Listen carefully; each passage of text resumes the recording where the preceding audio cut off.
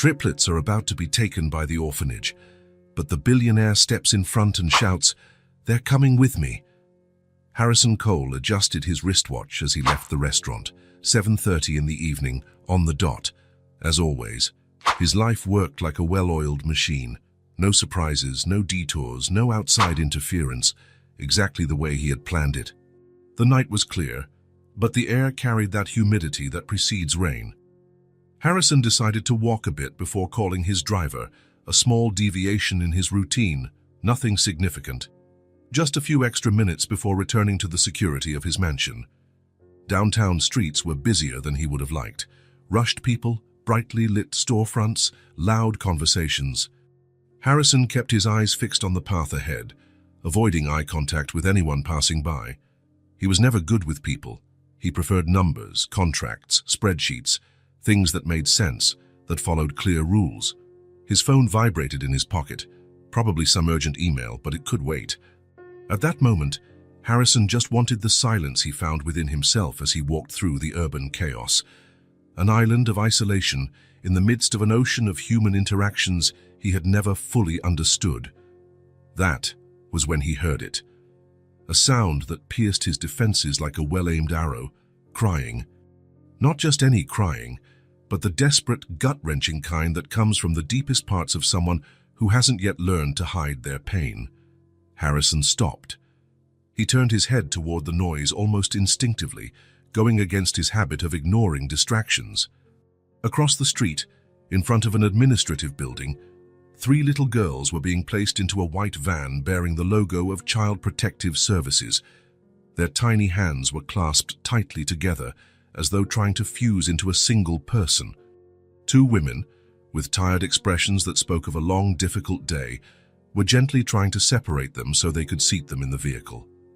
"Please, I don't want to go alone," shouted the middle one, dark-haired and wide-eyed, her tears shimmering. "We promised we'd stay together, we promised," sobbed the smallest, a fragile child with messy braids. "We can't go to different places," begged the tallest, trying to keep her composure, but with her chin trembling visibly, even from where Harrison stood. "Girls," one of the women explained, her voice gentle but firm. "We only have one family willing to take one of you right now. The others will go to temporary foster homes until we find permanent solutions." Harrison couldn't move. Something strange was happening inside him. It felt as though a knot, tied long ago in his chest, was starting to unravel. He realized he was holding his breath. "But we promised, Mom," said the middle girl, her voice dropping to a devastating whisper. "We promised we'd never separate." It was as if an invisible wall came crashing down. Harrison Cole, who had spent the last 15 years meticulously building a life of detachment, measuring every social interaction with the precision of a clockmaker, found himself crossing the street without making a conscious decision to do so. "Excuse me," he heard his own voice before he even understood what he was doing. The 2 women turned, surprised. The girls froze, still clinging to each other. "May I help you?" asked one of the employees, adjusting the badge that read Department of Children's Services. Harrison felt the absurdity of the situation. He didn't know these children. He knew nothing about taking care of kids. He had never wanted children. His house was a sanctuary of silence and order. And yet, there he was, looking straight into those 3 pairs of frightened eyes that, in some impossible-to-explain way, seemed to look back at him as if they already knew him. "They're coming with me," he said, the words pouring out as though they had a will of their own. The employee blinked, confused. "I'm sorry, sir, but these children are in state custody. You can't just—" Harrison pulled out his wallet. "Harrison Cole," he introduced himself, handing over his business card. "I can guarantee proper accommodation and financial resources to care for these children. I'd like to avoid them being separated." The next few minutes were a blur of questions, phone calls, identity checks. Harrison answered mechanically, as if he were in a particularly complex business negotiation. A distant part of his mind screamed that this was madness, that he should turn his back and continue his walk, call his driver, return to his perfectly organized life. But something stronger kept him there, firm in his unexpected decision. "We have protocols, Mr. Cole. We can't just hand over children to anyone who—" "I fully understand," he replied, keeping his voice calm. "I'm willing to follow all necessary procedures. You can run all the inspections and checks you need, but these children will not be separated today." The girls watched the scene, still intertwined, as if they feared that 1 second of inattention would result in separation. After more phone calls and a conversation with someone apparently higher in rank, the older employee sighed. "Well, Mr. Cole, your name and position make things easier, I admit. Under extraordinary circumstances, we can allow an emergency temporary guardianship, provided you agree to appear in family court on Monday to formalize the paperwork." She fixed him with a serious stare. "You'll need to undergo evaluations and possibly take a preparatory course for foster or adoptive parents. Do you understand that?" Harrison nodded, still unable to believe what he was doing. "And if we find any irregularity, or if the girls aren't being well cared for, they'll be removed immediately. Is that clear?" "Perfectly clear," he replied. The employee then turned to the girls, crouching down to their level. "Juniper, Maisie, Tess, this gentleman has offered to take all 3 of you together. You'll stay at his house tonight, and we'll come by tomorrow to see how you're doing. Is that okay?" The 3 looked at Harrison with wary eyes, but it was the tallest who took a small step forward. "All of us? Together?" "Yes," Harrison answered, feeling a strange tightness in his throat. "All of you. Together." The girls exchanged looks, a silent communication that spoke of a deeper connection than Harrison could comprehend. "My house is 20 minutes from here," he added, not knowing what else to say. "It has plenty of space." The smallest of the 3, who was still clinging tightly to the middle sister's hand, gave a tiny nod. The others followed, a collective decision made in silence. While Harrison signed a stack of preliminary documents, the employees placed a few worn-out backpacks beside the girls. "Everything they own," the younger employee explained quietly. "It's not much." Harrison called his driver, who arrived in minutes, clearly surprised to see his employer accompanied, but too professional to comment. The ride to the mansion was silent. The 3 girls huddled in the back seat of the luxury car, squeezed together as though trying to take up as little space as possible, staring out the windows with expressions that mixed fear and fascination. Harrison sat in the front seat, unsure what to say, suddenly feeling like a stranger in his own life. When the car passed through the wrought iron gates and went up the long circular drive, stopping in front of the grey stone mansion, Harrison heard a small collective gasp. "Is it a castle?" whispered the middle one, the one the employee had called Maisie. "It's just a house," Harrison replied, uncomfortable with the undeserved admiration. "Let's go inside." He led them up the marble steps to the main door, unlocked it, and entered, noticing for the first time how his home might appear to a child's eyes, large, cold, almost intimidating in its elegant minimalism. Marble statues, abstract artwork, very few signs that a human being actually lived there. The girls stepped in tentatively, clutching their battered backpacks to their chests like shields. "You can take off your shoes," he said, noticing their worn-out sneakers, and "welcome." The word sounded strange on his lips.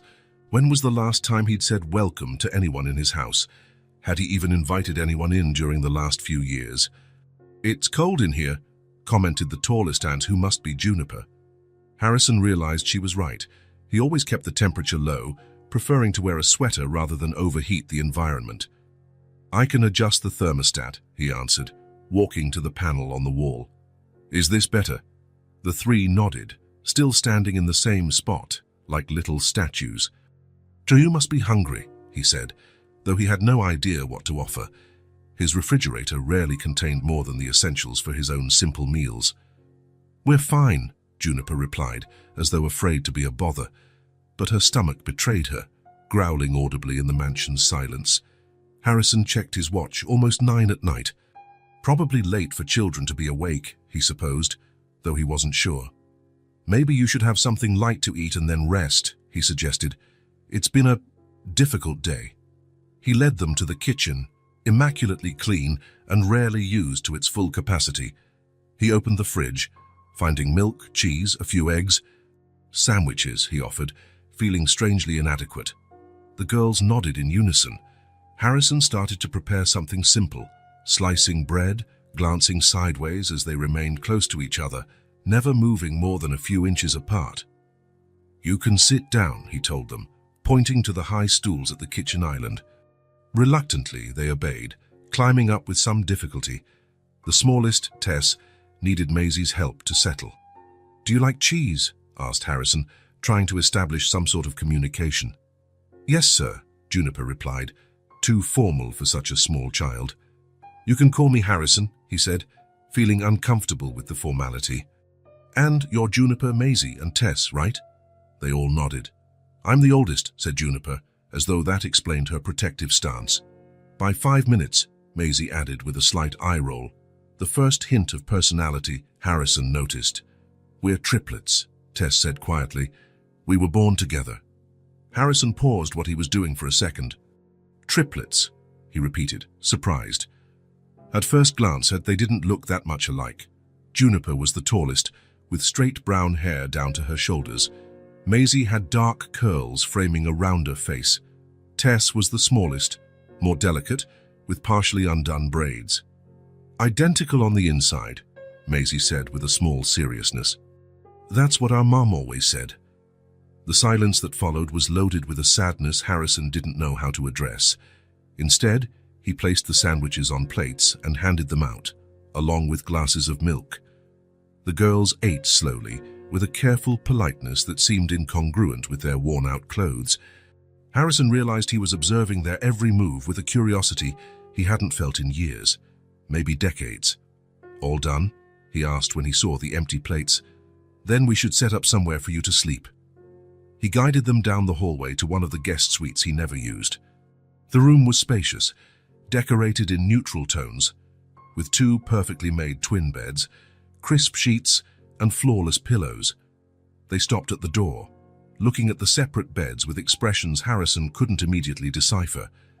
It was Tess who verbalized the problem. "Can we sleep together?" she asked, so softly Harrison almost didn't hear. "We always sleep together," Maisie added. Harrison looked at the beds, separated by a bedside table. They weren't meant to hold more than 1 person each. "I think we can fix that," he said, surprising himself with his willingness to disrupt the perfectly arranged room. He moved the bedside table aside, pushing it into a corner, and then began shoving the 2 beds together. The girls watched in silence, still standing by the door as if afraid to fully enter unfamiliar territory. "It's still not big enough for 3, Harrison muttered, more to himself than to them. "Hang on a minute." He left the room and returned shortly afterward, carrying extra blankets, pillows, and a thick, soft comforter. Under their curious gazes, he fashioned a large nest on the floor, between the now united beds and the wall, creating a sort of improvised sleeping area big enough to accommodate all 3 together. "Is this better?" he asked, feeling strangely anxious for their approval. For the first time since arriving, a small smile appeared on Tess's face. "It looks cozy," she said. "There's a bathroom right there," Harrison said, pointing to a door inside the room. "There are new toothbrushes in the drawer under the sink." He left the room to give them some privacy, lingering in the hallway without knowing exactly what to do with himself. Through the slightly open door, he could hear them whispering, the sound of running water, tiny footsteps on the bathroom's marble floor. When he returned, they were already settled in the big nest of blankets, Tess in the middle, protected by Juniper and Maisie on either side. They were huddled together, as if the world might still collapse around them. "Is it comfortable?" he asked, unsure of the protocol for putting children to bed. The 3 nodded, looking at him with a mix of gratitude and uncertainty. "Thank you for not letting us be separated," said Juniper finally, her voice carrying a maturity beyond her years. Harrison felt something strange in his chest, a tightness, a warmth, an emotion he couldn't name. "You're welcome," he replied simply. "Good night." He hesitated for a moment, then switched off the main light, leaving only a small lamp on. He left the door partially open, not fully. For some reason, it seemed important to leave a sliver of light shining in. In the hallway, he leaned against the wall, feeling the weight of his actions fall on him like an avalanche. What had he done? 3 children were sleeping in his house. 3 children he hadn't even known existed a few hours earlier. Harrison ran a hand over his face, trying to organize his thoughts. Monday would come soon. He would have to go to court. He would have to make decisions. What would he say that he had acted on impulse? That something in those girls' cries had touched a part of him he hadn't known existed. He walked to his office and poured himself a drink. The whiskey burned his throat, but didn't bring the clarity he'd hoped for. He had no idea what he would do next. He knew nothing about being responsible for lives other than his own. His house wasn't a place for children. His life had no room for the chaos, the noise, the unpredictability that three small people would inevitably bring. But one thing was certain, he thought, as he stared at the amber liquid in his glass. His life would never be the same. For better or for worse, Harrison Cole had broken the carefully constructed pattern of his existence. And now he was in completely uncharted territory. He looked out his office window into the dark night beyond. Somewhere upstairs, 3 hearts were beating with a trust he wasn't sure he deserved. What would he do next? He had no idea, but he knew he couldn't turn back. The clock read 6 in the morning when Harrison woke up, as usual. For a moment, in the silence of his bedroom, he almost forgot he was no longer alone in the mansion. Then reality returned in force. 3 children were sleeping upstairs. His reflection in the bathroom mirror looked the same as always, but something had changed. He felt different, as if he'd crossed an invisible line between who he was and who he now needed to be. After getting dressed, he stopped in front of the guest room. Should he wake them, let them sleep longer? He had no idea how kids' routines worked, let alone children who had just gone through such a drastic change. He decided to make breakfast first. That at least seemed practical. In the immaculate kitchen, he analyzed the fridge's contents with a critical eye. Eggs, milk, some fruit. What did kids eat for breakfast? He assumed pancakes would be a safe bet. Shouldn't be too hard, he muttered to himself, fishing his phone from his pocket to look up a recipe. Flour, eggs, milk, baking powder. Looked simple enough. Harrison rarely cooked. His breakfast was usually a minimalist affair of strong coffee and toast, or something prepared by his housekeeper, who came 3 times a week. But it was Sunday. He was on his own. He began mixing the ingredients, following the phone's instructions. The batter seemed oddly thick. He added more milk. Now it was too runny, more flour. A cycle that repeated until the bowl was almost overflowing with batter of questionable consistency.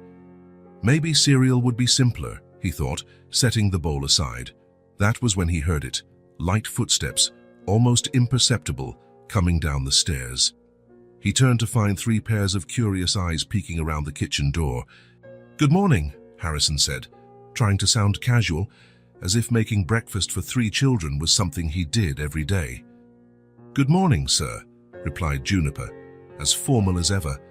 The 3 of them were already dressed, though Harrison noticed they wore the same clothes as the day before. "You can call me Harrison," he reminded them, gesturing for them to come in. "I was trying to make pancakes, but I think cereal might be more doable." Maisie looked at the bowl of strange batter and wrinkled her nose. "Can I help?" she offered. "Mom used to let us help make breakfast." Harrison hesitated.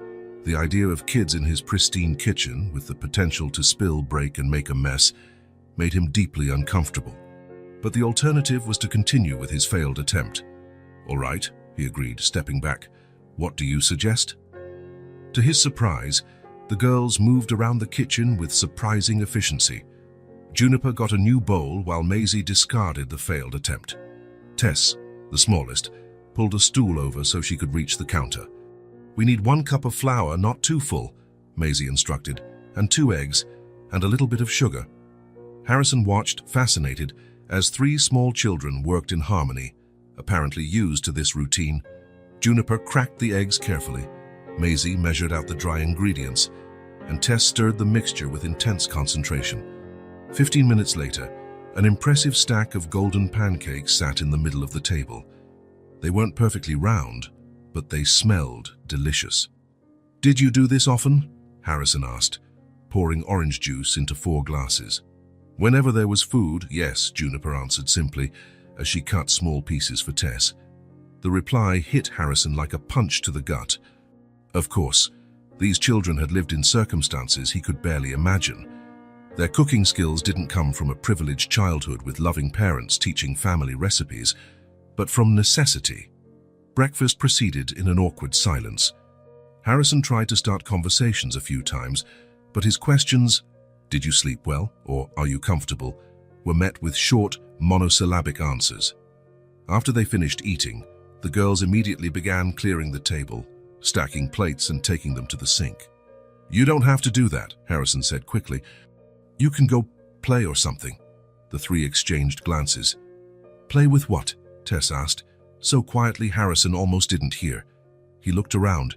His house had no toys, no children's books, nothing to entertain kids.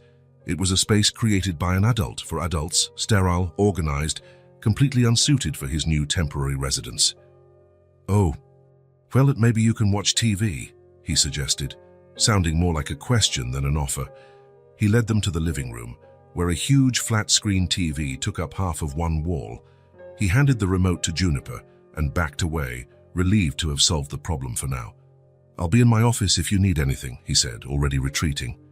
An hour later, immersed in financial reports he'd been putting off, Harrison noticed a growing noise coming from the living room. He frowned, trying to concentrate, but the sound persisted, a mixture of laughter, chatter, and what seemed like furniture being dragged around. When he finally went to investigate, he stopped at the doorway, stunned. The once minimalist living room had been transformed. The couch cushions were on the floor, forming a pathway. The sleek coffee table had been pushed aside, creating open space in the middle, and, to his horror, his expensive design and architecture magazines lay scattered on the floor, some pages folded into mini-tents. "What is going on here?" he asked, his voice louder than he intended. The three girls froze mid-play. Tess, who had been hopping from one cushion to another, almost lost her balance. "We were playing Don't Touch the Floor," Maisie explained, as though it were obvious. "The floor is lava." Harrison looked at his torn-apart living room, at the carefully curated items now repurposed as props for a children's game. He felt a wave of irritation rise in his chest. These magazines cost more than... He stopped himself, realizing he was about to say something inappropriate. "You can't just mess everything up like this." The joy vanished from their faces. Juniper immediately started gathering the magazines, her movements quick and efficient. Maisie replaced the cushions on the sofa. Tess stood still, shoulders slumped, as though trying to take up less space. Harrison felt a pang of guilt. It wasn't their fault. They were children, after all. Children stuck in a house that had nothing designed for them. "Look," he tried again, softening his tone. "Just, please don't touch my things without asking, okay? Some of them are fragile or important." "I'm sorry," Juniper mumbled. "It won't happen again." Harrison nodded, uncomfortable, and went back to his office, closing the door behind him. Through the solid wood, the silence that followed seemed louder than the previous chaos. In the days that followed, the situation only got worse. Harrison tried working remotely, but his concentration was constantly interrupted. Not by noise. The girls had become almost ghost-like, moving around the house in absolute silence as though afraid of being noticed. It was that silence itself that bothered him, reminding him constantly of their presence, of the responsibility he had impulsively taken on. On Wednesday, he found small figurines made of toilet paper tubes and paper clips scattered around the hallway. On Thursday, he discovered his pens had been used to draw on the backs of some important documents. On Friday, an expensive vase was almost knocked over when a makeshift ball of rolled-up socks bounced off the wall. Each incident increased his irritation, not necessarily toward the girls, but toward the situation itself. He wasn't prepared for this. His house wasn't prepared for this. His life had no room for the inevitable chaos that children brought. "I made a mistake," he admitted to himself, as he watched the three sitting quietly in the garden below his office window, obviously trying not to bother him. The social services employee had called twice to check on them. Harrison assured her that everything was fine, that he was handling the situation, but the truth was he wasn't. He didn't know how to talk to them, how to entertain them, how to create an environment where they wouldn't seem like frightened mice ready to scatter at the slightest noise. It was on Saturday, after a sleepless night, that Harrison made a decision. He picked up the phone and made some calls. For the first time in years, he used his network of contacts for something other than business. He urgently requested a professional nanny, someone experienced with children in delicate situations. 3 hours later, Margot Bennett rang his doorbell. She wasn't what Harrison expected. In her 50s, with short grey hair and a face lined by expression marks that spoke of many smiles, she wore practical pants, comfortable sneakers, and a bright, colourful blouse. Nothing like the formal uniform he associated with professional nannies. "Mr. Cole," she said, extending her hand in a firm handshake. "I heard you have an interesting situation on your hands." Harrison led her to the kitchen, where he briefly explained the circumstances. Margot listened without interrupting, occasionally nodding, her keen eyes taking in the environment. "And where are the girls now?" she asked when he finished. "In the garden, I believe." "They tend to stay out of the way." Margot raised an eyebrow. "I see. Well, let's go meet them." Harrison took her to the deck overlooking the backyard. The three were sitting on the grass, in a circle, talking quietly. When they noticed the adult's presence, they immediately fell silent. "Juniper, Maisie, Tess," Harrison called. "This is Mrs. Bennett. She's going to help take care of you." Margot smiled, descending the steps into the garden lightly. She crouched down in front of them, not all the way, but lowering herself enough to be on a nearer level. "You can call me Margot. I'm here to help make things more comfortable for everyone. I heard you're triplets." "That's very special." The girls regarded her suspiciously, but Margot didn't seem to mind. With a naturalness Harrison found impressive, she sat on the grass with them. "What were you playing?" she asked. "Just talking," Juniper replied warily. Well, I have a little dilemma. Do you see those flowers there?" She pointed to a nearby flower bed. "I was thinking of making a wreath, but I'd need help picking the best ones. Any volunteers?" Tess, the smallest and usually the quietest, moved almost imperceptibly forward. Margot smiled, as if that small gesture was a big victory. "Great. Let's go then." From his spot on the deck, Harrison watched, fascinated, as Margot achieved in minutes what he hadn't managed in days, a genuine smile from the girls. Soon all four of them were picking flowers, with Margot showing them how to weave simple crowns. "You should join us," Margot called casually, glancing back at Harrison. He shook his head. "I have work to do." "Go ahead." He retreated to his office, but he couldn't concentrate. From time to time, he would go to the window and watch the interaction in the garden. There was something magnetic about how Margot connected with the girls, speaking to them not as fragile children, but as people. After 2 hours, Margot knocked on the office door. Harrison invited her in. "How did it go?" he asked, trying to sound casual. "They're incredible kids," she said, sitting in the chair across from his desk. "Smart, observant, and very, very loyal to one another." Harrison nodded, not knowing what to say. "They're also scared children," Margot continued, her tone gentler. "They're trying to be invisible because they think that's what you want." The remark hit Harrison like a slap. "I didn't ask for that." "Not with words," Margot agreed. "But children are experts at reading signals. Your house is too organized and spotless. You get irritated when they make noise or touch your things." They concluded the best thing is to stay quiet and out of the way. Harrison leaned back in his chair, feeling the weight of the criticism. "I don't know how to deal with children," he finally admitted. "It was a snap decision. I saw them being separated and I reacted. Now I don't know what to do." Margot smiled, not pityingly, but understandingly. "That's why I'm here. I can come every day, help establish routines, activities, but there's one condition." "What condition?" "You can't just hand the girls off to me. If you really want to help them, you need to get involved, at least a bit each day." Harrison frowned. "I don't know how to do that."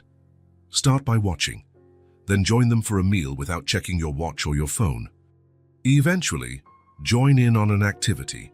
Small steps." He considered the proposal. It wasn't what he'd planned. He'd hoped Margot would simply take over the problem, freeing him to go back to his normal life. But something in her direct, non-judgmental manner made him nod. "I can try." "Excellent. I'll prepare lunch with them now." Come join us when you're ready." After Margot left, Harrison sat for a long time, thinking. From the kitchen, he could hear the gentle sound of childish laughter mixed with Margot's calm voice. It was a strange sound in his home, but not entirely unpleasant. Maybe, he thought as he got up to join them, small steps were exactly what they all needed. Margot's presence transformed the mansion, not all at once, not dramatically, but in small moments that, like drops of water, began to fill the void between Harrison and the girls. 2 weeks had passed since she started coming daily. She established routines, created activities, and turned one of the unused bedrooms into a makeshift play area. Little by little, the girls' voices began to echo in the halls, first as timid whispers, then in gradually more comfortable tones. Harrison did his part. He watched from a distance, joined them at mealtimes, asked about their day, awkwardly but persistently. In the beginning, his attempts were met with short answers and wary looks. But persistence, even when forced, started to yield results. On a rainy Thursday afternoon, Harrison was working in his office when he heard a soft knock on the door, so light he almost missed it. "Yes," he responded, lifting his eyes from his computer screen. The door opened just a crack. Tess, the smallest of the three, peeked in with cautious eyes. "May I come in?" she asked in that nearly inaudible voice she used when she was nervous. Harrison straightened in his chair, surprised. It was the first time any of the girls had sought him out voluntarily. "Of course," he answered, trying to sound casual. "Did something happen?" Tess entered, hands hidden behind her back, shifting her weight from foot to foot. Her hair looked different. Margot had neatly redone her braids, adding small, colorful clips. "I made something," she said, still not showing what she was hiding. "Something?" Harrison repeated, puzzled. "For you," she finished, finally bringing her hands forward. It was a drawing. A regular piece of paper, like the ones Margot had bought for art activities, covered in bright markers. It showed a big house, clearly the mansion, with 4 stick figures in front. 3 were small, holding hands.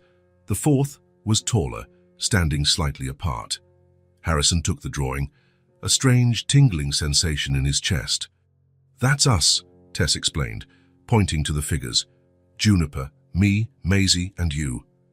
It was simple, like most children's drawings, but something about the image affected Harrison in a way he hadn't expected.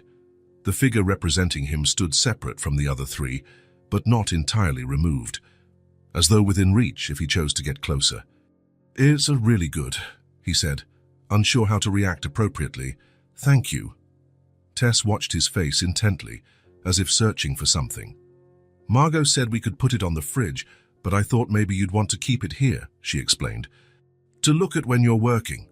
Harrison looked from the drawing to the little girl, realizing how much that small gesture meant. It was an offer of connection from the quietest of the 3.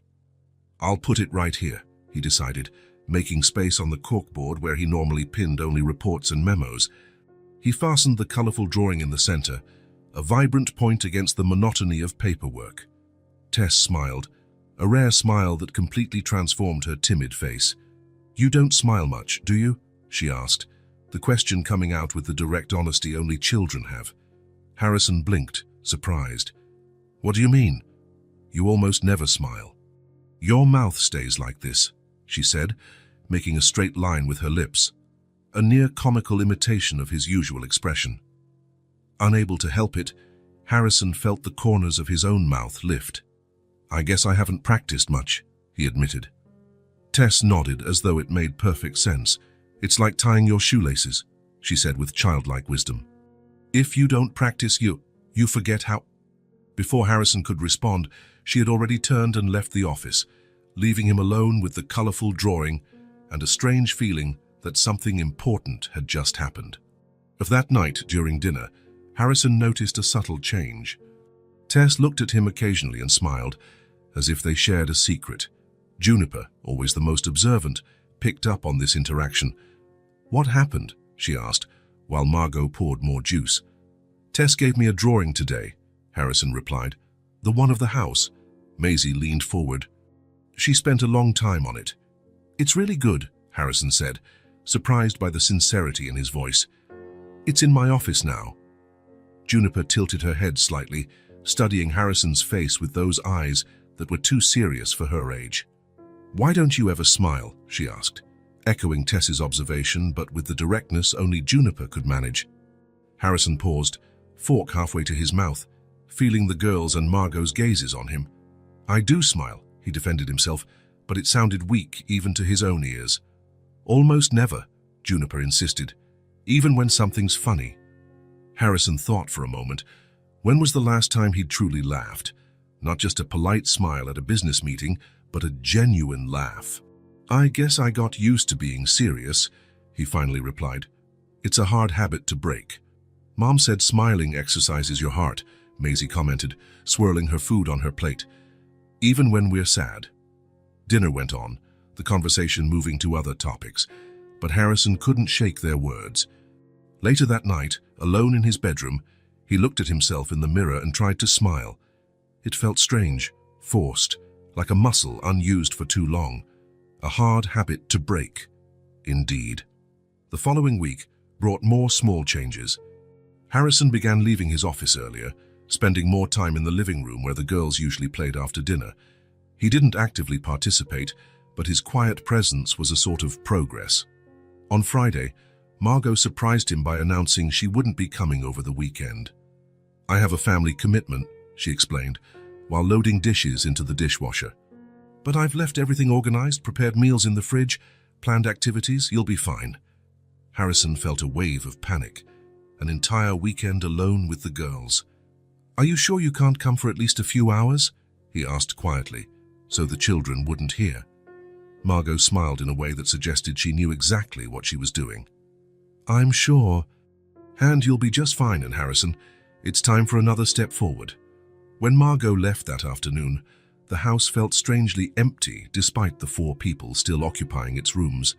Harrison tried to get back to work, but he couldn't concentrate.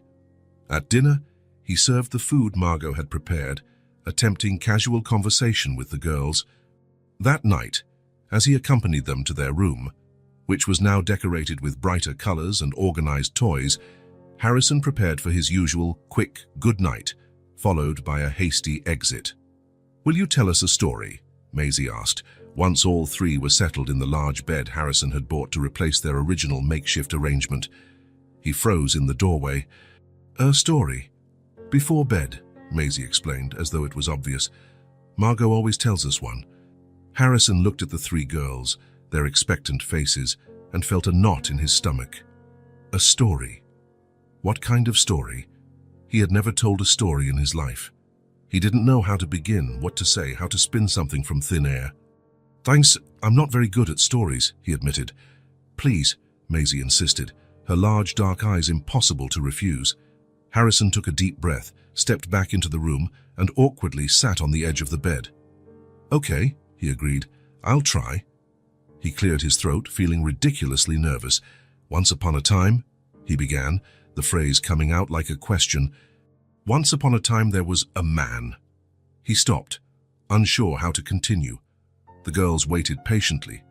"This man lived alone," Harrison continued, realizing he was basically telling his own story. "In a big house, he liked silence and order. Everything had its place." More silence. Harrison felt increasingly uncomfortable. "Then what?" Tess asked. "Then one day he'd found three birds," he improvised, feeling a cold sweat on his forehead. 3 little birds that were lost. They made a lot of noise and flew around the house, knocking things over, and... Harrison stopped again, realizing this was taking a disastrous turn. "This isn't very good, is it?" he asked, resigned. To his surprise, Maisie giggled. "We're the birds, right?" she asked. Harrison felt his face grow hot. "I guess so. Sorry, I warned you I'm no good at telling stories." Maisie's laughter grew, infecting Tess, who joined in with her soft giggle. Even Juniper, always more serious, had a smile on her lips. "You should see your face," Maisie said between laughs. "You look like you're taking a really hard test." Harrison found himself smiling, and then, to his own surprise, a laugh escaped, awkward, rusty, but genuine. And suddenly, they were all laughing together, a moment of unexpected connection born from his failure as a storyteller. "All right," he said when the laughter subsided. I guess we have to admit stories aren't my strong suit. You just need practice, Juniper encouraged, echoing Tess's earlier words about smiling. Harrison nodded, rising from the bed. He tucked the blankets around them, a gesture that was becoming increasingly natural. Good night, then, tomorrow.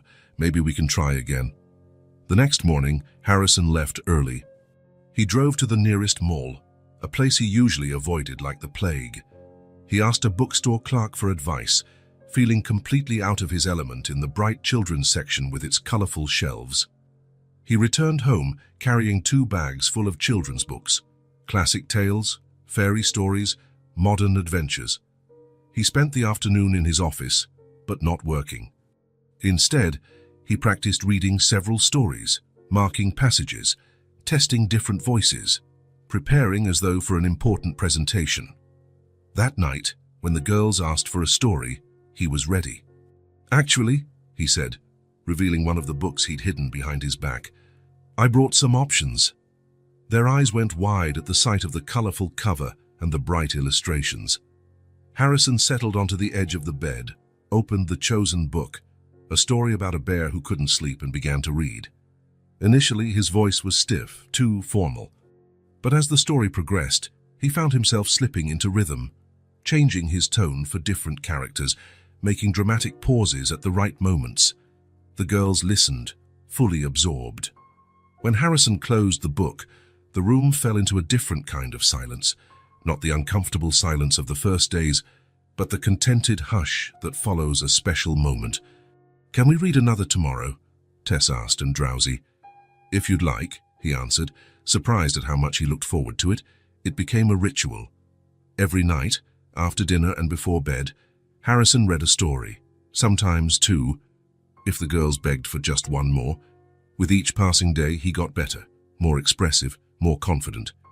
And the girls responded, asking questions about the stories, laughing at the funny parts, snuggling closer during scary parts. Margot watched this evolution with a satisfied smile. You're doing well, she commented one afternoon, as they watched the girls play in the garden. Harrison shrugged, unable to fully hide the pride he felt. It's just reading, he said. It's not just reading, Margot corrected. It's connection. It shows them they're important enough to deserve your time and attention. He knew she was right. Storytime had become his favorite part of the day, too, a moment when he wasn't Harrison Cole the wealthy, withdrawn businessman, but simply a man reading to 3 children who, in an inexplicable way, were beginning to take up a bigger space in his life. The mansion, once a monument to silence and order, now housed different sounds. Morning laughter at breakfast, curious questions at dinner, gasps of surprise during bedtime stories, low-voiced conversations among the sisters, echoing through halls that had once been quiet. And, to his surprise, Harrison found that he didn't mind. In fact, the house had never felt so alive, or so much like a home. Storytime had become sacred. Harrison never imagined reading children's books would turn into the most anticipated part of his day. The routine was always the same. After dinner, the girls brushed their teeth, put on pajamas, and settled into bed. He arrived with a new book, sat on the edge, and transported them all to magical worlds for 20, sometimes 30 minutes. In recent weeks, Harrison noticed subtle changes in himself. How he now naturally modulated his voice for different characters, how his eyes searched the girls' faces during the most emotional moments, the warmth he felt when they scooted closer to see the illustrations, small moments of connection that would have seemed impossible before. That Thursday evening, Harrison brought a book about a family of rabbits building a house in the woods. The story was simple, with bright illustrations and a comforting message about teamwork. The girls listened with their usual focus, making occasional comments about the pictures. Look how they work together, Maisie said, pointing at the rabbits raising a wall. Their house is small to track in, but it looks cozy, Tess observed. When he finished the last page and closed the book, Harrison expected the usual chorus of one more, but instead there was a different silence. Juniper, always the most serious, seemed lost in thought, fiddling with the edge of the blanket. Did you like it? Harrison asked, noticing the change in atmosphere. Juniper lifted her gaze, meeting his with unusual intensity, even for her. "Our mum got very sick," she said abruptly, her voice almost a whisper. Harrison froze, the book still in his hands. In all these weeks, the girls had rarely mentioned their past. He knew from the social services files that they were orphans, but the details remained unclear. Margot had advised him not to push, to let them speak when they were ready. "She coughed a lot," Juniper went on, now looking at her own hands. "It started slowly. She said it was just a cold, but she never got better." The room fell silent, only the distant ticking of the large hallway clock and the soft sound of the girls breathing. Harrison realized he was holding his breath again. Maisie moved closer to her sister, as if offering silent support. Tess, on the other side, hugged her pillow tight, her big eyes glued to Juniper. Harrison set the book aside, uncertain what to say. Should he change the subject? Ask questions? The moment felt too fragile to interrupt, yet too heavy to sustain. "She couldn't go to the doctor," he finally asked, keeping his voice gentle, as though speaking to a frightened animal that might bolt at any sudden movement. "We didn't have money," Juniper explained simply, as if it were a basic fact of life like the rising sun. "She used to work cleaning houses, but then she got too weak."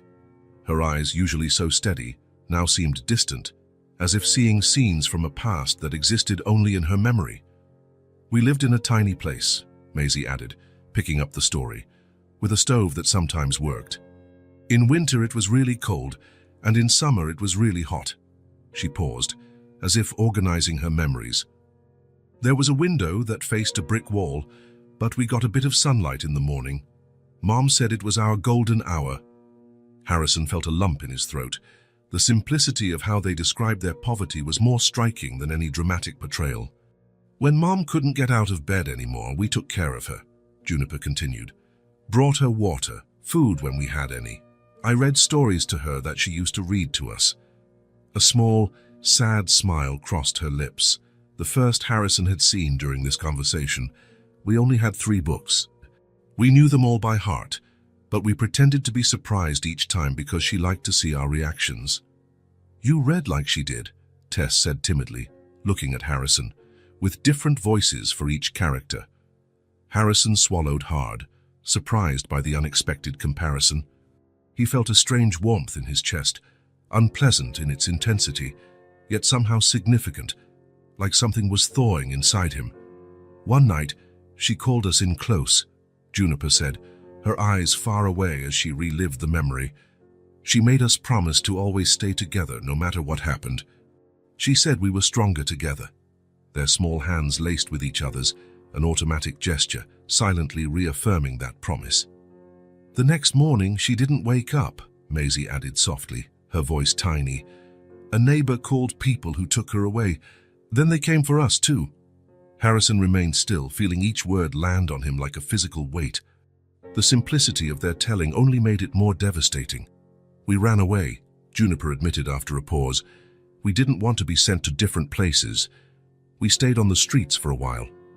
She looked at Harrison, as if judging whether she could trust him with this information, whether he would condemn them. "It was cold at night," Maisie recalled, wrapping her arms around herself as if she could still feel that cold. "We slept in hidden spots, under bridges, in abandoned buildings. I was scared of the dark," Tess murmured, "but Juniper always stayed awake until I fell asleep." Juniper shrugged, as though it was nothing, but Harrison saw the weight of responsibility she carried. "Sometimes we were really hungry," Maisie continued, her gaze downcast. "So hungry it hurt here." She pointed to her belly.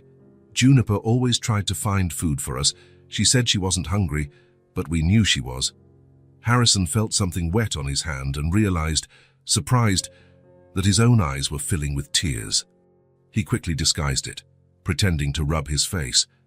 "The man from the bakery sometimes gave us old bread," Juniper added, "and a lady selling fruit would let us take the bruised ones." She paused, considering whether to continue. "Once we found a wallet on the ground, it had money inside."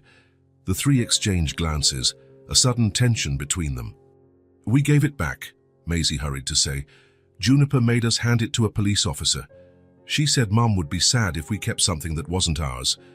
Harrison felt a wave of admiration for Juniper, a small, hungry child, steadfast in principles that many adults in far better circumstances would abandon. We lived like that until the police found us sleeping in a park, she explained. Then we went to a shelter. It was clean, Maisie said, but there were lots of other kids, and people kept trying to separate us. Her eyes locked with Harrison's, pleading for understanding. They said it was easier to find a family for one child than for three. Tessa's voice was so low that Harrison had to lean in to hear her. But we promised Mom. She paused, her small fingers nervously gripping the edge of the pillow. I was really scared, she confessed. Scared that I'd wake up one day and not see my sisters, that I'd be completely alone. Those words hit Harrison like a physical punch. The idea of Tess, so small and fragile, alone in a strange place, separated from the only people giving her security, was unbearable. The day you found us, Juniper continued, looking directly at Harrison, they were going to take Maisie first. A family only wanted her. Harrison vividly remembered that moment on the sidewalk. Their desperation when they realized they'd be separated, the crying that had pierced all his defenses, how that sound had awakened something inside him he hadn't known existed. And then you showed up, Maisie said with a small smile, tears now rolling freely down her cheeks. Like in the books, when someone arrives just in time to save everyone. Harrison couldn't reply. A giant knot blocked his throat, and he knew if he spoke, his voice would break. Instead, he reached out and, in a gesture that was still not entirely natural to him, gently touched Maisie's hair. A pause followed, filled only by the soft sound of rain that had begun tapping against the windows. Thank you, Juniper said with that constant seriousness, for keeping our promise. The silence that followed was heavy with emotion. Harrison realized the girls were waiting for some response, some reaction to their stories. But how could he express the storm inside him? How to say that their suffering affected him in a way no distant tragedy ever had? You are very brave, he finally said, the words seeming inadequate but all he could manage. And you won't be separated. I promise. Only after the words came out did he realize the weight of what he'd just said. A promise wasn't something Harrison Cole made lightly. The implications of that commitment hung in the air between them, almost tangible. Time to sleep now, he added, tucking the blankets around them, a gesture that had become familiar over the last few weeks. He noticed his hands trembling slightly. The girls didn't seem to notice. Their faces, still marked by recent tears, showed the kind of relaxation that comes right before sleep. Good night, he whispered, leaning over to turn off the main lamp, leaving just the soft glow of the bedside lamp, as they preferred. Good night, Harrison, they answered in unison, their voices already touched by dreams. He wished them good night and left the room, leaving the door ajar as they liked. In the hallway, he leaned against the wall and finally allowed the tears to come, quiet, contained, but real. Harrison wasn't a man who cried. He couldn't remember the last time it had happened. Maybe at his father's funeral so many years ago, but even then tears had been sparse and quickly controlled. That was how he'd been raised, to believe emotion was weakness, vulnerability a flaw. But now, in the quiet of the hallway, with the distant sound of rain and the image of those three children etched in his mind, he couldn't hold back the wave of feelings surging through him. It cut his heart like nothing ever had. The pain he felt wasn't just empathy, it was something deeper, more visceral, as if somehow the suffering of those three girls had reached a place inside him he hadn't realized was still alive. He walked slowly to his office, poured himself a drink, and gazed at the rain through the window. The promise he had made echoed in his mind. It wasn't planned or calculated. It had simply emerged from some deep place within. They won't be separated. I promise. Words that changed everything. Words that turned a temporary arrangement into something much more meaningful. Words that, he now realized, were as much for himself as they were for the girls. That night, in the silent mansion, something rare happened. Harrison Cole, alone in his dark office, shed tears for pains that were not his own, but that, in some way, now were. The rain hadn't let up for 3 days. Heavy sheets of water poured from the sky, turning the garden into small ponds and drumming constantly on the mansion's rooftop. For Harrison, it was no problem. He had virtual meetings, reports to analyze, emails to answer. For three energetic children, however, it was quite the challenge. Margot had left early that day, something about a family medical appointment. The girls had already colored dozens of pages, completed all the puzzles available, and watched more cartoons than Harrison considered healthy.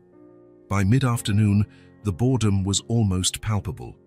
Harrison was working on his laptop in the living room, a recent concession since he used to work exclusively in his office, when he noticed three pairs of eyes watching him from the doorway. "Everything okay?" he asked, looking up from the screen. "We're bored," Maisie declared frankly, always the most direct of the three. "Really bored," Tess added, sighing dramatically. Harrison glanced at the window. The rain was still relentless. "Well, what does Margot usually do when you're bored?" "Fun stuff," Maisie replied, "but today we need a special idea." "Special?" he repeated, already feeling a slight sense of apprehension. "Super special," Tess clarified, her eyes gleaming with anticipation. Juniper, who had been silent, took a step forward. "Can we build a fort?" she asked, her tone as serious as though proposing a business project. "A fort?" Harrison asked, puzzled. "Inside the house?" "With sheets and chairs," Maisie explained, growing more excited. "We saw it in one of the books you read." "We could do it in the living room," Juniper quickly added, noting his hesitation. "We promise we won't break anything."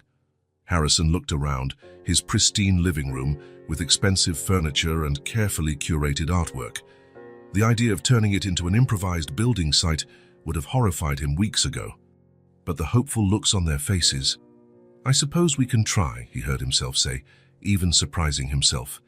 Their faces lit up as though someone had flipped a switch. "I'll get sheets," Maisie shouted, already running down the hallway. "We need pillows," Tess exclaimed, following her sister. Juniper stayed behind, looking at Harrison with those serious eyes. "You're really going to help?" she asked, as if she still couldn't quite believe it. "I am," he replied, shutting the laptop. "Though I should warn you, I've never built a fort before." A small smile appeared on her face. "Don't worry, we'll teach you." 20 minutes later, the living room was unrecognizable. Chairs had been moved to form the basic structure. 2 lamps acted as additional pillars. Sheets and blankets were stretched between the furniture, creating a makeshift roof. Pillows covered the floor of the fort, and various cushions had been rearranged to serve as supports and backrests. Harrison, to his own astonishment, got into the spirit of it. He helped tie sheets, suggested using clips to hold the fabric in place, and even offered his stack of pricey magazines to help weigh down one corner of the wall. "We need a secret entrance," declared Maisie, critically surveying the nearly finished structure. "And a password," Tess added enthusiastically. "Maybe we can use the fringe on that rug as a kind of curtain for the entrance," Harrison suggested, surprising even himself with his enthusiasm. The girls agreed enthusiastically. With a few final adjustments, the fort was complete, a cozy, hidden space right in the middle of the elegant living room. "Now we need flashlights," Juniper said. To make it more special, Harrison rummaged through the kitchen cupboard and found 3 emergency flashlights. When he returned, the girls were already inside the fort, chatting excitedly. "May I come in?" he asked, bending down at the makeshift entrance. "What's the password?" Maisie asked, trying to look serious but failing to hide a grin. Harrison pretended to think deeply. Hopping bunnies." "No," all 3 laughed in unison. "Let me try again." "Chocolate ice cream?" More laughter. "Last try," he requested. "How about Juniper, Maisie, and Tess are the best fort builders in the world?" "That works," declared Maisie, lifting the curtain at the entrance. "So you can come in." Harrison had to contort himself to fit into the cramped space, but he managed to settle among the cushions and the 3 girls. The flashlights gave it a cozy glow, casting interesting shadows on the fabric walls. "What now?" he asked, feeling oddly comfortable in this improvised hideaway. "Now we tell scary stories," Juniper replied. "Not too scary," Tess quickly added. "Just a little scary," Maisie agreed. Harrison smiled. "I think I can try a slightly scary story." He launched into a tale about a mysterious house in the woods, using the flashlight to create dramatic effects on his face. The girls listened, fully engrossed, occasionally squealing in surprise at the right moments. When he finished, Maisie told a story of her own, about a monster that turned out to be a lost dog looking for friends. Tess contributed a short tale about a girl who found a treasure on the beach. Juniper told one about 3 explorer sisters who rescued magical creatures. Time passed quickly inside the fort, with stories, laughter, and a sense of comfort Harrison had never experienced. At some point, Maisie grabbed a pillow from beneath her and playfully tossed it at Tess. "Pillow fight!" she cried, grabbing another pillow to defend herself. Before Harrison could intervene, the fort erupted into chaos, pillows flying, laughter, and joyful screams. A stray hit from Juniper landed squarely on Harrison's face. She froze, clearly worried about his reaction. To everyone's surprise, including his own, Harrison grabbed the fallen pillow and with a mischievous grin gently threw it back. "Oh, so that's how it is?" he asked, feigning outrage. 3 against 1. The girls screamed in delight when they realized he was joining in. The pillow fight escalated, all 4 of them laughing uncontrollably. At one point, the fort couldn't withstand all the movement and collapsed on top of them, only intensifying the joyful mayhem. When they finally stopped, exhausted, they were all lying on the floor among fallen sheets and scattered pillows. The living room was a complete mess, something that would have infuriated Harrison a month earlier. Now, though, seeing the flushed and smiling faces of the girls, he realized he didn't mind at all. In fact, he didn't want the moment to end. "That was fun," Tess declared, her small face shining with joy. "A lot of fun," Harrison agreed, surprised at the sincerity in his voice. "I think we broke the fort," Juniper noted, eyeing the collapsed structure. "We can build another tomorrow," Harrison suggested, sitting amid the wreckage. "Maybe a sturdier version that can handle pillow wars." The girls laughed, and Harrison felt something warm spread through his chest, a sense of belonging he didn't recognize, but found surprisingly pleasant. "Wait here," Maisie said suddenly, jumping up. "We have something for you." The 3 exchanged conspiratorial looks, and then Juniper and Tess also stood, following Maisie out of the living room. Left alone among the mess, Harrison took a deep breath. What was happening to him? 2 months ago, the idea of pillows on the floor and sheets tied to furniture would have horrified him. Now he felt happy. The girls returned a few minutes later, clearly hiding something behind their backs. Juniper motioned for Harrison to hold out his arm. "We made this for you," she said, as Maisie placed something on his wrist. It was a bracelet, obviously handmade, braided with colorful yarn. A few plastic beads had been added here and there, creating tiny, shimmering details. "Margot taught us how to make them," Tess explained. "We worked on it for 3 days. "It's a friendship bracelet," Maisie added. "We have one too." They held out their arms, showing similar bracelets, each with slightly different colors. "So we're kind of a team," Juniper said softly. "All of us together." Harrison looked at the bracelet. Simple, colorful, made by small hands with a level of focus he could imagine. It was not the sort of accessory he'd ever consider wearing. It was childish, homemade, unsophisticated. And yet, it was the most precious gift he'd received in years. "It's perfect," he said, his voice oddly rough. "I'll wear it all the time." The smiles he got in return were worth more than any deal he'd ever closed.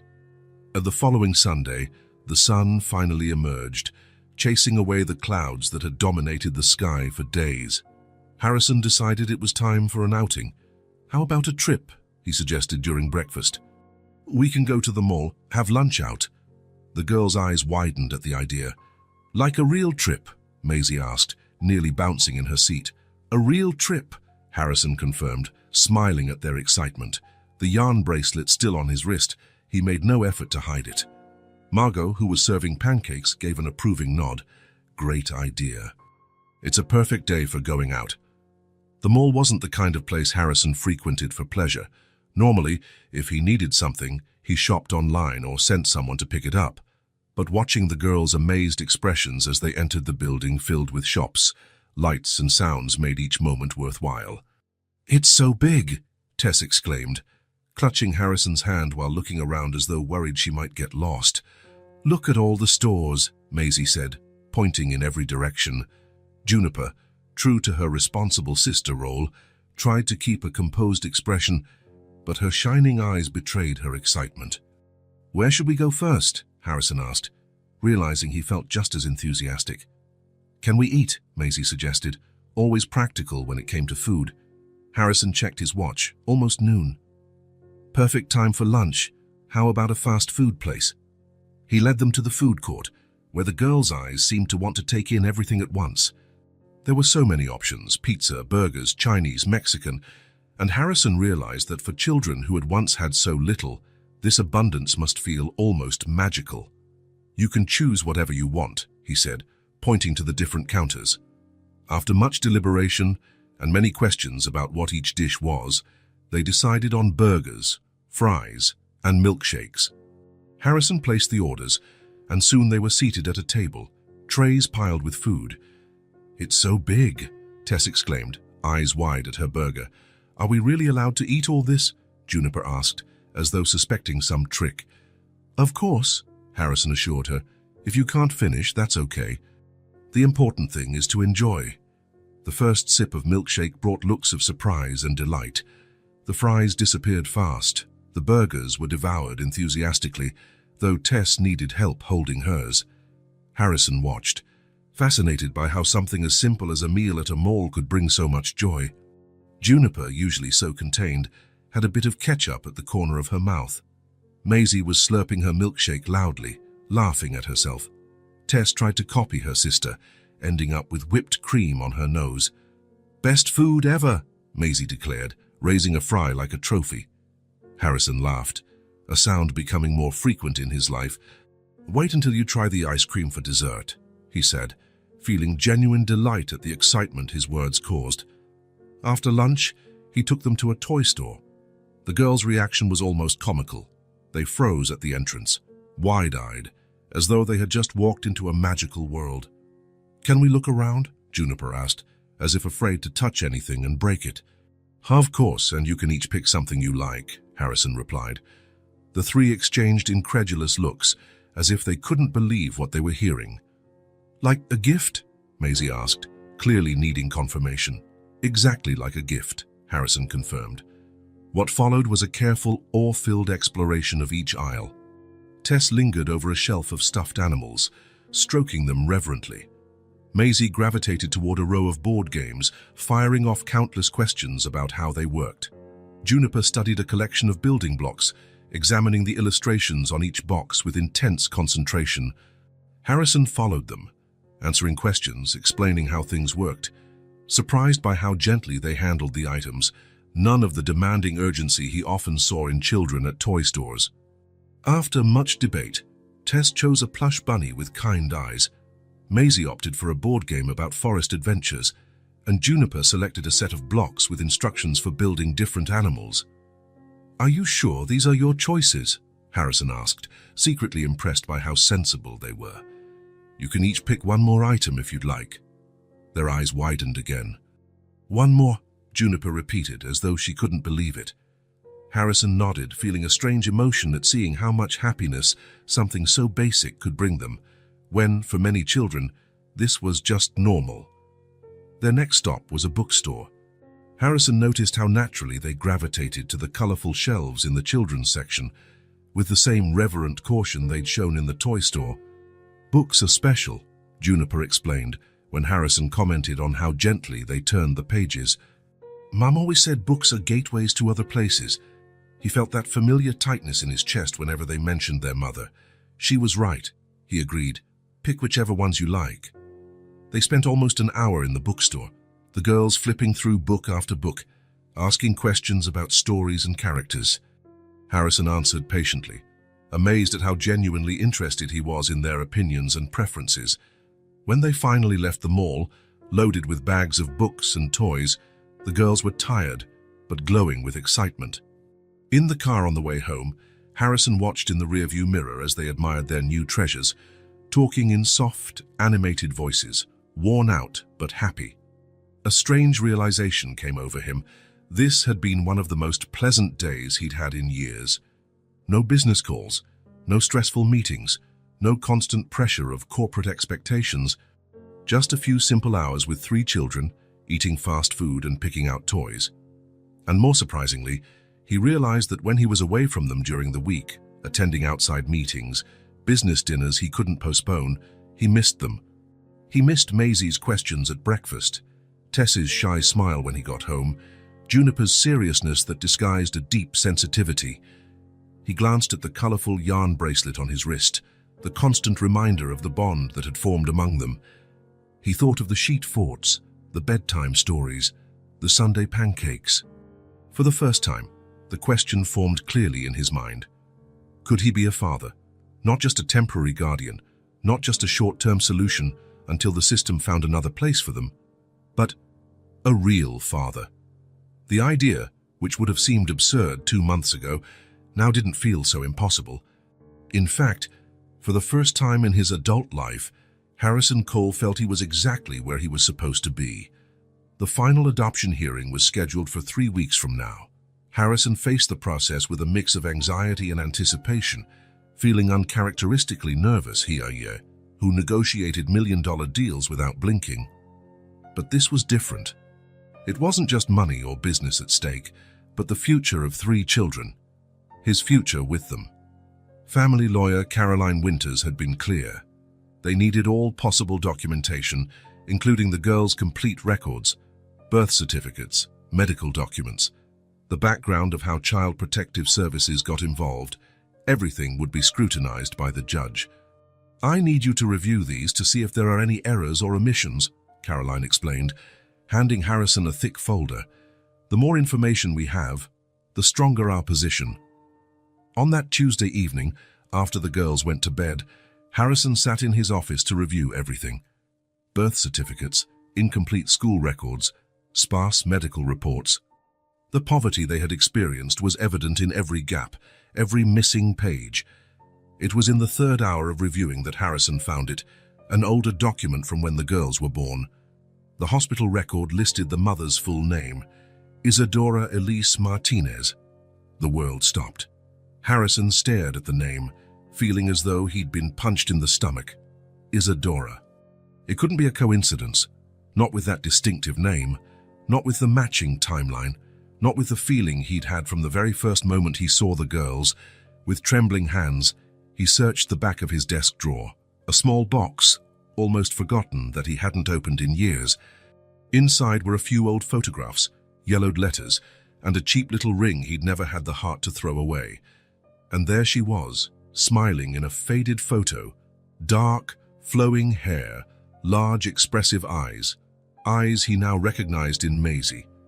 The smile he sometimes saw on Tess when she felt safe, the determined set of Juniper's chin. Isadora. His first true love. The woman he had let go 15 years ago, when his career had seemed more important than anything else. "Oh my God," he whispered to the empty office. "How could I not see it before?" The resemblance was subtle, but undeniable. They weren't exact copies. Each girl had her own unique traits, but now that he knew, it seemed so obvious it hurt. Harrison spent the rest of the night poring over documents, searching for more information.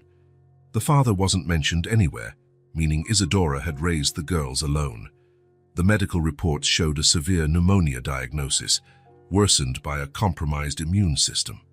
The date of death matched what the girls had told him. When the sun rose, Harrison was still awake, surrounded by papers and memories. He felt dazed, as though living in a fever dream. Margot arrived at 8:00 as usual and immediately noticed something was wrong. "Harrison, are you okay?" she asked, finding him still in his office, eyes red, unshaven. "I need a day," he replied, his voice hoarse. "Could you stay with the girls? Tell them I had an emergency at work." "Sure, but what happened?" Harrison just shook his head, unable to put the storm inside him into words. How to explain that fate had mocked him in the cruelest way possible? That the woman he'd let go, perhaps the only one he'd truly loved, had died in poverty while he amassed fortunes. That the children he now loved as his own were, in fact, her daughters. "I just need time to process," he finally said. Margot nodded, worried but respecting his space. "I'll look after them. Take the time you need." Harrison locked himself in the office, ignoring calls, emails, even meals. He sat by the window, Isadora's photograph in one hand, a whiskey in the other. The memories returned in painful waves. Isadora at 20, a literature student, working as a waitress to pay for college. He, newly graduated in business, starting what would become his empire. Their chance meeting at the cafe where she worked. Her smile that captivated him from the first moment. 2 years together. 2 years of intense love, future plans, whispered promises in the dark. Then came the big opportunity, a job offer in another city, the first step toward the success he so desperately wanted. Isadora couldn't go. She was in the middle of her course, had family responsibilities. "We can try long distance," she had suggested, her eyes already brimming with tears. "It would be unfair to both of us," he'd replied, convinced it was the mature, rational decision. The truth was that he hadn't wanted anchors or complications. His career came first. It always came first. He'd convinced himself the love would fade, that others would come. But no other love had ever come. No other woman touched him the way she had.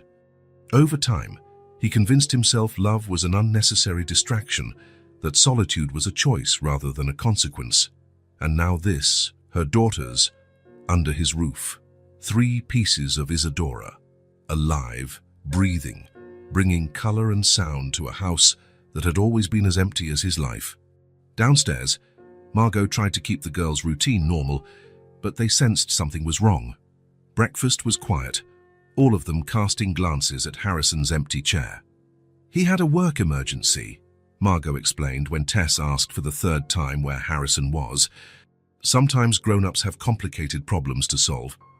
"Will he be back for dinner?" Maisie asked, trying to sound casual but clearly worried.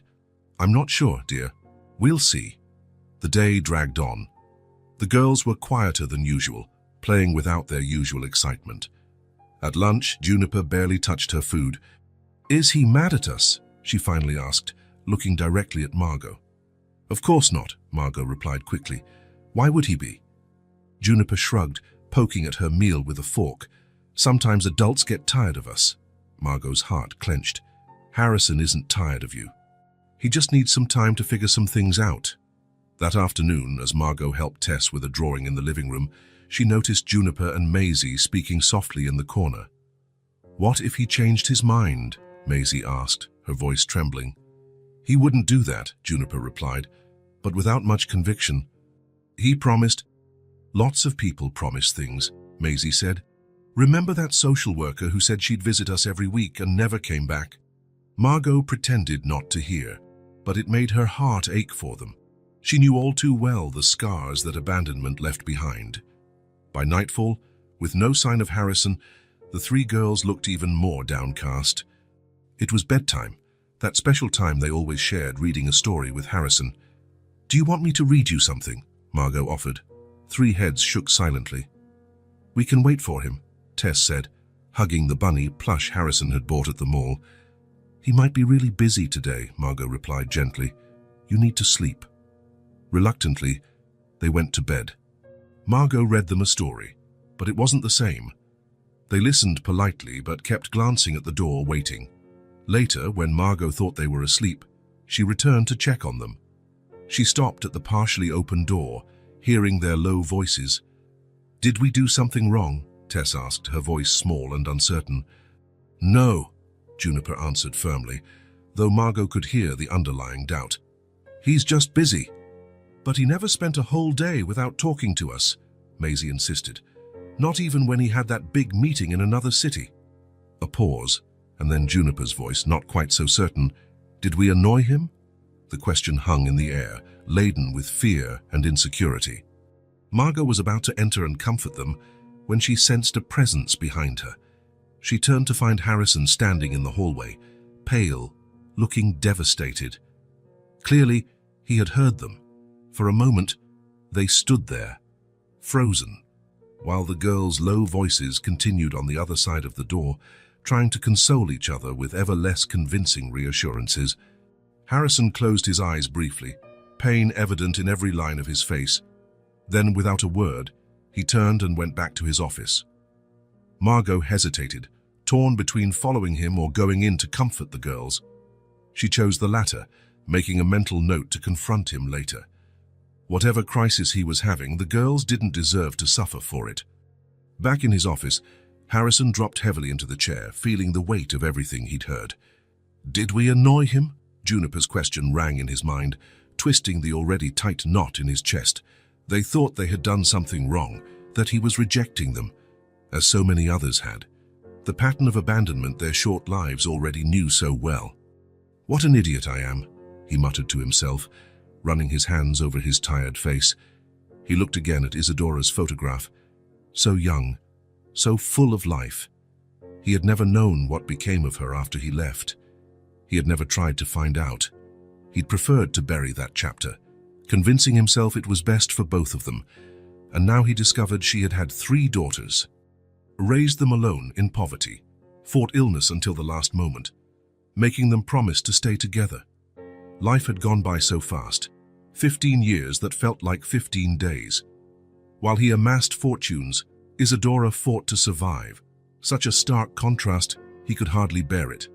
Then, by some inexplicable miracle, by some twist of fate he didn't deserve, her daughters ended up in his life. That moment on the sidewalk, that impulse he couldn't explain. It hadn't been coincidence. It was as though an invisible force had pushed him toward them. Tears he hadn't shed in years now came freely. For the first time, Harrison allowed himself to grieve the loss of Isadora that he had never processed. For the first time, he realized that what he felt for the girls wasn't just compassion or responsibility. It was a deeper connection, as though, in a mysterious way, he had returned to Isadora's life through them. And maybe, he thought, as he looked at the photo one last time before putting it away, maybe it wasn't coincidence at all. Maybe it was a chance to make right what had been lost, to honor what might have been, to do what Isadora would have wanted for her daughters. For all the opportunities he missed, for all the years wasted, for all the roads not taken, fate was now offering him a second chance, and this time he wouldn't let it slip away. Harrison spent the night in his office, sleep coming only in brief, restless intervals. When the sun rose, he had made his decision. He couldn't change the past or bring Isadora back, but he could honor her memory in the only way that mattered, by loving her daughters as if they were his own, which, he realized with crystal clarity, they already were. Morning came slowly.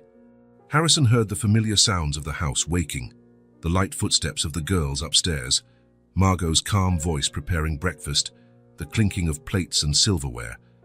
He remained in the office, organizing his thoughts, gathering his courage.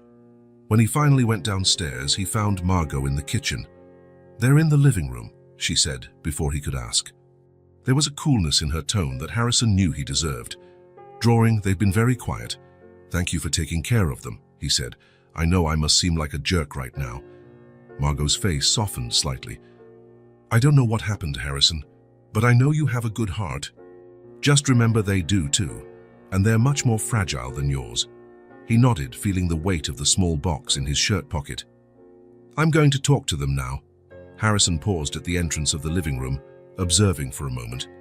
The 3 girls sat on the floor around the coffee table, focused on their sheets of paper. Juniper was drawing neat lines, tongue peeking out in concentration.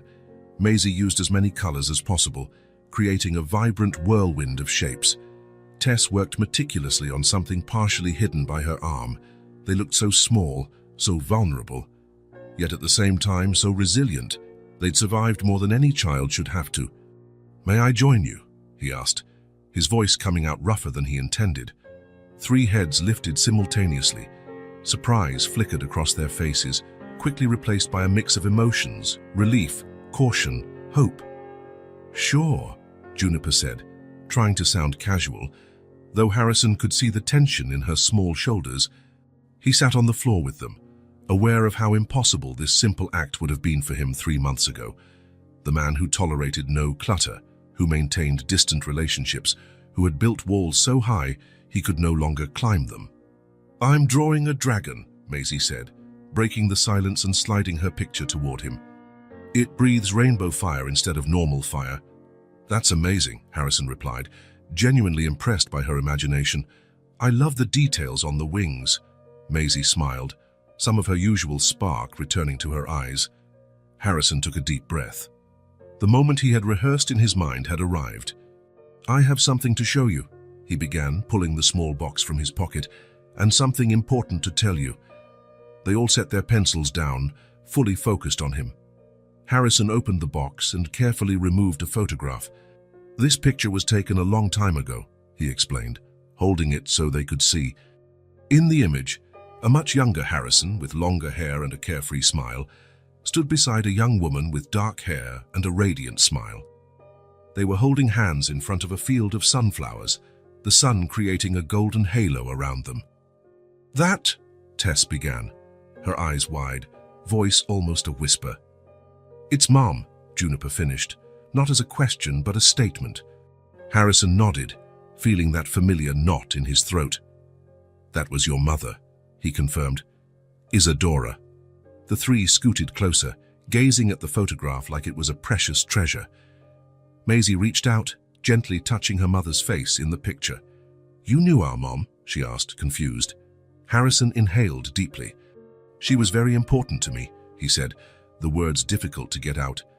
We met a long time ago, and although life separated us, I think somehow fate brought me back to her, through you.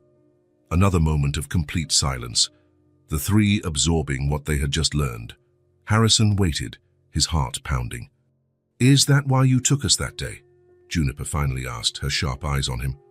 No, he replied honestly. That day I didn't know.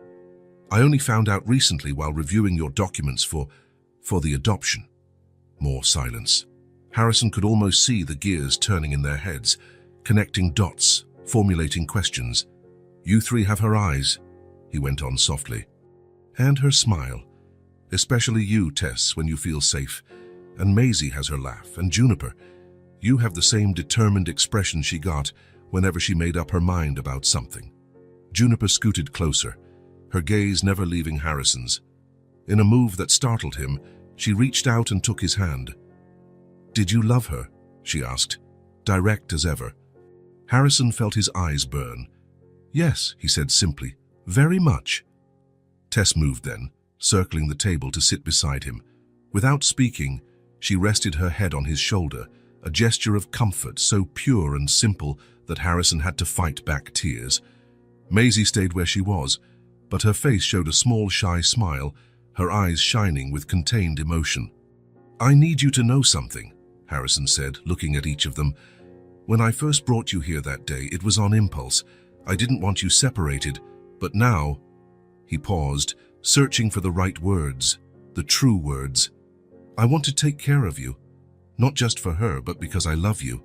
But I want to be your family. The word love hung in the air, simple and so powerful. Harrison couldn't recall the last time he'd said it to anyone, perhaps to Isadora, so many years ago. Like a real dad, Tess asked, her voice small against his shoulder. If you'll have me, yes, he answered. A real dad. Juniper's eyes filled with tears, something very rare for her. Mom would have liked that, she said quietly, knowing we're with you. It felt as though an invisible weight lifted from Harrison's shoulders. I've officially filed for adoption, he explained, but I wanted to make sure it was what you wanted too. We do, Juniper answered, speaking for all of them.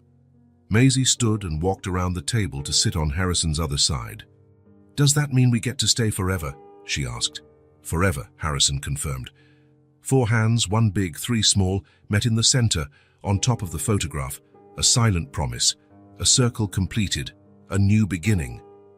As he embraced all 3, Harrison felt a certainty he had never experienced. He had made many important decisions, closed critical deals, taken massive financial risks, but this was different. This was the choice that would define not just his future, but theirs, and this time, he was making it with his whole heart. Morning broke clear and bright, as though the sky itself knew the importance of that Monday. Harrison woke before his alarm after a restless night. It wasn't a negative anxiety keeping him alert, but an almost childlike anticipation, like Christmas Eve excitement. Today was the final adoption hearing. He prepared with the same care he would devote to a crucial negotiation, but for completely different reasons. The impeccable suit wasn't an armor to impress competitors, but a gesture of respect for the moment that would change 4 lives forever. Upstairs, Margot helped the girls get ready. They'd bought new dresses for the occasion. Juniper chose a simple, classic navy blue. Maisie picked an aqua green with little embroidered flowers, and Tess went for soft pink, her new favorite color. When they came down for breakfast, Harrison's heart pounded. They looked beautiful, their hair carefully brushed, their faces a mixture of nervousness and excitement. "Don't you look wonderful?" he said, truly impressed. "You look handsome too," Tess replied, ever generous with compliments. Harrison smiled, adjusting the tie the girls had picked for him the previous week, blue with small yellow details. "Ready?" he asked, trying to keep his voice steady. "Are we going to be a real family?" Maisie asked as they got into the car. "We already are," Harrison said. "Today just makes it official." Caroline Winters, the lawyer, was waiting for them on the courthouse steps. Dressed in a grey suit with a leather briefcase in hand, she embodied legal efficiency. "Everything's ready," she assured them. "All the paperwork is in order, the social reports are excellent, and Judge Harris is in a good mood today." The inside of the courthouse was imposing, with its dark wooden panels and high ceiling. The girls clung to Harrison's hands, momentarily intimidated as they walked down the corridor. "Is it like a church?" Tess whispered. "Sort of," Harrison said quietly. "It's an important place where people make promises they have to keep." Judge Harris's hearing room was less daunting, smaller, more welcoming, with windows letting in sunlight. The judge, a middle-aged woman with keen eyes and a kind smile, greeted them with a nod as they entered. "All rise for the Honorable Judge Eleanor Harris," the bailiff announced, and everyone stood. The judge took her seat and smiled at the girls before formally starting the session. "We're here today to finalize the adoption of Juniper, Maisie, and Tess Martinez by Mr. Harrison Cole," she stated. "I have thoroughly reviewed the reports and documents submitted." She looked directly at Harrison. "Mr. Cole, would you like to say anything before we proceed?" Harrison felt a knot in his throat. He had a short speech prepared, had rehearsed the words, but now, facing the real moment, all his practice felt inadequate. He looked at the 3 girls beside him, Juniper, sitting upright with alert eyes, Maisie, barely containing her energy, Tess, small and quiet, her expression a blend of hope and fear. "Your Honor," he began, his voice steadier than he expected. "When I found these 3 children 4 months ago, it was an impulse that made me intervene. I saw 3 sisters about to be separated, and something inside me just reacted." He paused, choosing his next words carefully. "But what started as an impulse became the most deliberate decision I've ever made. These girls came into my life when I didn't even know I needed them. They taught me about courage, about loyalty, about what really matters." His voice caught slightly. "I'm not adopting them out of pity or on a whim. I'm adopting them because they taught me how to love, and because I can't imagine my life without them now." Judge Harris watched him for a long moment, then turned to the girls. "Juniper, Maisie, Tess, do you understand what's happening here today?" Juniper nodded, naturally taking the role of spokesperson. "Mr. Harrison is going to be our dad forever," she replied. "We're going to be a real family." "Is that what you want?" the judge asked gently. Juniper looked at her sisters, then at Harrison, and finally back to the judge. Her eyes, usually so guarded, brimmed with emotion. "More than anything in the world," she said with a conviction that made Harrison's heart tighten. The judge smiled, satisfied. She glanced at a few documents on her desk and then lifted her gaze. "Having reviewed all reports and heard these statements, it is my pleasure to approve this adoption." She picked up her gavel. "From this moment, Juniper, Maisie, and Tess are legally the daughters of Harrison Cole, with all corresponding rights and privileges. Congratulations to the new Cole family." The gavel's bang echoed through the room, official and final. For a moment, no one moved. Then, as if responding to an invisible cue, the 3 girls stood simultaneously and threw themselves at Harrison, small arms wrapped around him, around his neck, his waist, clinging to him as though afraid he might vanish. Harrison hugged them back, feeling the tears he had tried so hard to hold finally break free. "We're a real family now," Tess whispered against his shoulder. "Forever," Harrison replied, his voice thick with emotion. Judge Harris, observing with a smile, gave a discreet nod to the court photographer, who captured the moment. Harrison, embracing the three girls, all their faces shining with smiles and tears. The first official photo of the Cole family. As they left the courthouse, the afternoon sun bathed them in a golden light. Harrison felt weightless, as though he were floating. The girls bounded ahead, descending the steps, already seeming different, more secure, more free. "What now?" Margot asked, who had accompanied them to the exit. Harrison looked at the three girls, their expectant faces turned toward him. "Now," he declared, grinning broadly, "we celebrate." First stop was the biggest ice cream parlor in town, an elegant place with dozens of exotic and classic flavors, where the bowls were served topped with fruit, colorful sprinkles, and tiny sugar umbrellas. "You can choose any flavor," Harrison said, watching their eyes widen at the brightly lit display. Choosing took time and thought. Maisie opted for a daring pistachio and raspberry combination. Juniper, after careful deliberation, chose Belgian chocolate and salted caramel. Tess, after changing her mind several times, settled on vanilla with strawberry sauce and cookie crumbs. Harrison ordered himself a mint chocolate chip sundae, Isadora's favorite, he recalled with a bittersweet smile. Sitting at the table by the window, the sun casting golden patterns through the glass, they devoured their ice cream amid laughter and excited chatter. Maisie ended up with whipped cream on her face, making everyone laugh when she tried to lick it off. Tess spilled strawberry topping on her new dress, and rather than crying as she might have weeks ago, simply shrugged and kept enjoying her dessert. "Best day of my life," Maisie announced between spoonfuls, beaming. Harrison watched the three, feeling a fullness of heart he'd never known. How many important meetings, how many million-dollar deals had passed through his life without giving him a fraction of this joy?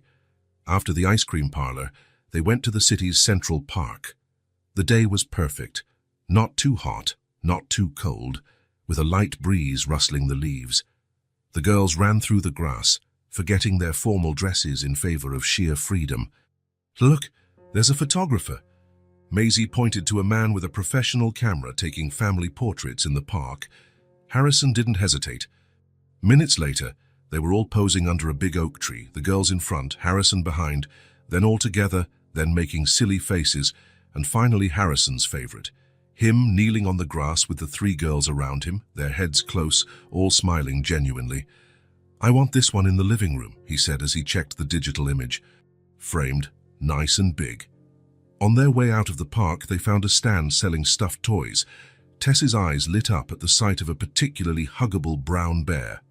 "3 bears, please," Harrison told the vendor, to the girls' delight. Juniper chose a silver-gray bear with a bow tie. Maisie went for a golden plush bear with a green ribbon. Tess clung to the brown one, burying her face in its soft fur. "I'll call him Mr. Cuddles," she declared solemnly.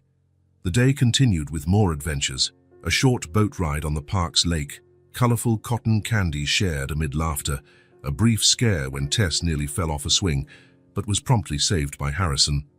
When the sun began to set, painting the sky orange and pink, Harrison realized he had never celebrated anything so profoundly before. Contracts, deals, acquisitions, all seemed trivial compared to this day, to this celebration of human connection and family found. "Time to head home," he finally announced, noticing the girls' tired faces despite their protests. "Our home," Maisie corrected with a satisfied smile. On the way back to the car, they walked hand in hand, Harrison in the middle, holding Juniper's and Maisie's hands, and Tess holding Maisie's. 4 people, 4 connected hands, a real family heading home. In the days that followed, the mansion underwent more transformations.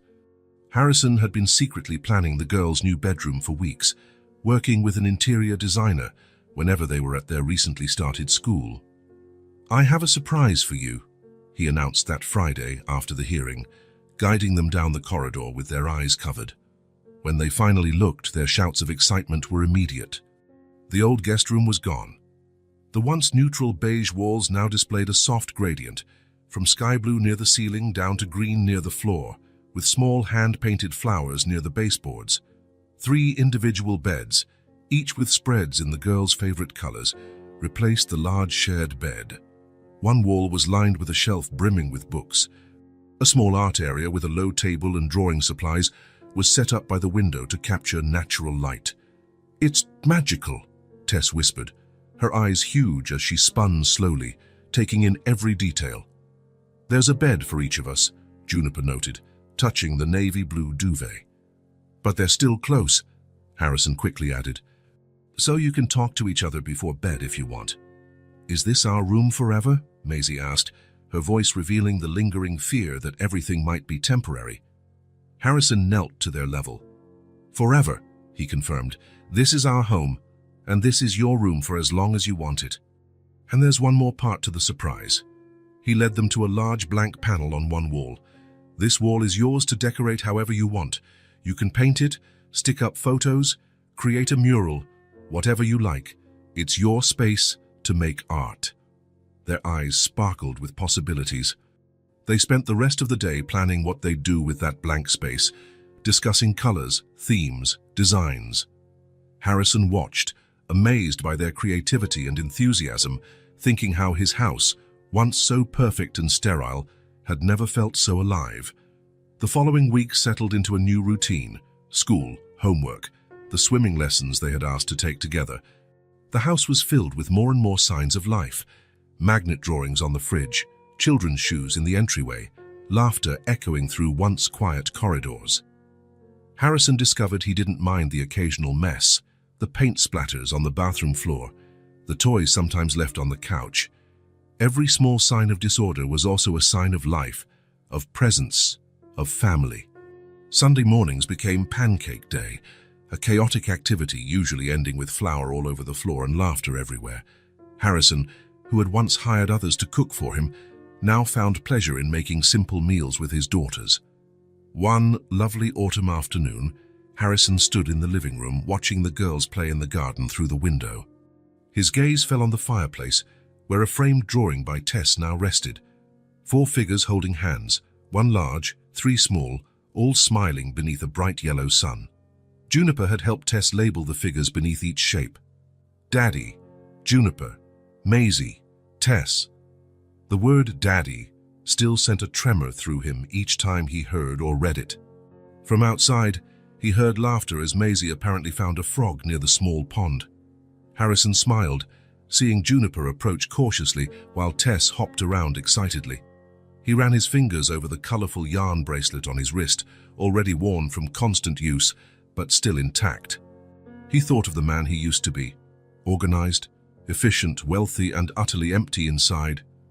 A man who measured success in numbers on a spreadsheet, who kept everyone at arm's length, who had forgotten how to feel.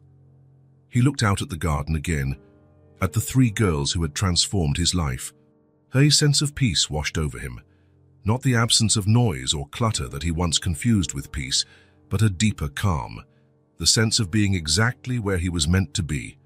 For the first time in his adult life, Harrison Cole knew with absolute certainty he was no longer alone.